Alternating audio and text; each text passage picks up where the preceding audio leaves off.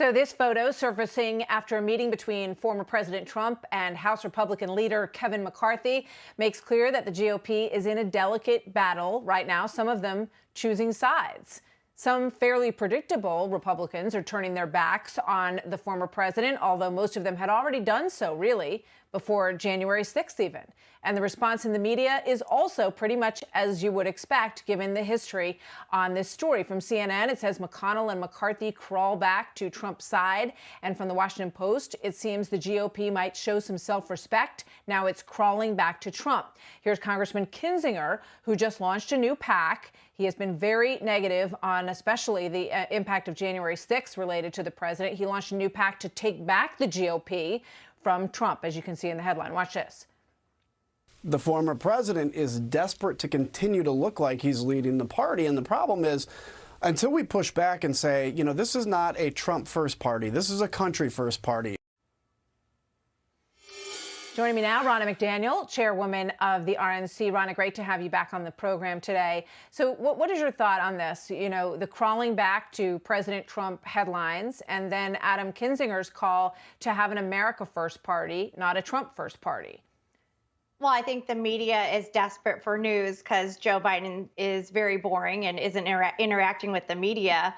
But President Trump ran an America First party, so I don't know what Congressman Kinzinger is talking about on that front. And when you look at the 40 executive orders coming from the Biden administration, rolling back the Trump legacy, making China in control of our foreign policy, we just saw they were going to give vaccines to terrorists before people in this country who are desperate to receive those vaccines. You've already seen them re-enter the WHO, get rid of the Keystone Pipeline, killing thousands of jobs. I mean, so many of the things that the Biden administration is pushing is absolutely the reason why people supported President Trump. You know, on the Democrat side, I understand what you're saying, but I'm asking you about the Republican Party as the head of the RNC. So you've got these factions that are clearly divided. And as I pointed out, you know, most of the folks who are gathering against the former president were pretty much in that camp before anyway, which I think is fair to say. However, what role do you see the president playing as he moves forward in the primaries? You know,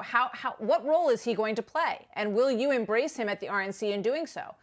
Well, many of those individuals were in that place anyway, but the president is the most popular Republican in our party right now. Look at the grassroots. I mean, that is just a fact. And as he goes forward, I'm hoping, and I think Kevin is, as is others in our party, that he plays an instrumental role in winning back these majorities in 2022. And I think the fact that he gave a voice to working Americans, that he expanded our party, that he reached more minority voters than any Republican running for office in 60 years is a testament to what he did in office with the First Steps Act, with cutting corporate taxes, with record low unemployment, with the Operation Warp Speed. People are looking at the legacy of President Trump and saying, wow, our country was on the right track, and Biden's reversing that at a rapid clip.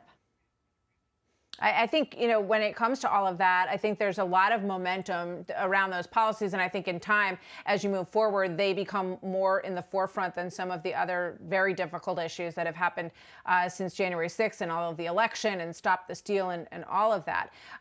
But, you know, one of the things that you can look to as sort of a benchmark in this is the Georgia race. And I think it says a lot about what the future might look like in elections as well. And the president, the PAC, he was asking for money to support the Georgia election. And then, according to all reports, didn't spend any of that money after fundraising on the Georgia election, actually on the Georgia election. So what does that say about the priorities? Well, the RNC spent $20 million in the Georgia race as we were fundraising to keep those seats. And the NRSC obviously took the lead. But that's separate. That's not the money that was raised by the president. Well, we were raising jointly, and the NRSC obviously took the lead. But the reality is, and I think there is a lesson from Georgia, Martha, and you're exactly right. We're not going to win majority if we're not united. We can't continue this cancel culture within our party. We can't continue to attack each other, do it behind closed doors. Keep it private, because we have to be united. That's the one thing the Democrats do well. They're always in lockstep. and they focus on what the goal is. And we have to take back these majorities. Our country's at stake. And I think the president's going to be instrumental in that. But every Republican needs to come together and put aside our differences right now and focus on our country. And it's not going to get better unless we take back those majorities in 2022. So have you spoken with him recently? And what is he saying about how he sees his role? Well, I'm not going to share my personal conversations with the president. However, I think it's been very clear that he wants to see us win back those majorities. I think right now he's obviously getting a little bit of a break, which he deserves.